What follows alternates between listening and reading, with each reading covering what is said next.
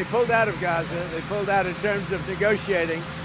It was too bad. अमेरिकी सदर Donald Trump ने शदीद लहजे में हमास को तनकीद का निशाना बनाते हुए कहा है कि गजा में जंग बंदी न होने की असल वजह हमास है और अब वक्त आ गया है कि इनके रहनुमाओं को शिकार किया जाए। आलमी मीडिया के मुताबिक सदर ट्रंप ने कहा कि हमास दरअसल किसी मुआहदे में दिलचस्पी नहीं रखती, इन्हें जंग ही मतलूब है। इन्होंने मजीद कहा कि मुझे लगता है कि वो मरना चाहते हैं और अब ये मामला हमेशा के लिए खत्म होना चाहिए। इसी दौरान इस्राएली वजीर आज़म नेतन्याहू ने भी धमकी दी कि अगर जंग बंदी न हुई तो इसराइल मुतबादिल रास्ता अपनाएगा ताकि गजा से बाकी मकफियों की रिहाई और हमास की हुक्मरानी का खात्मा किया जा सके। ये बयानात इस वक्त सामने आए हैं जब अमेरिका और इसराइल ने दोहा में जारी बिलवास्ता मुज़ाकरात से अपने नुमाइंदे वापस बुला लिए हैं।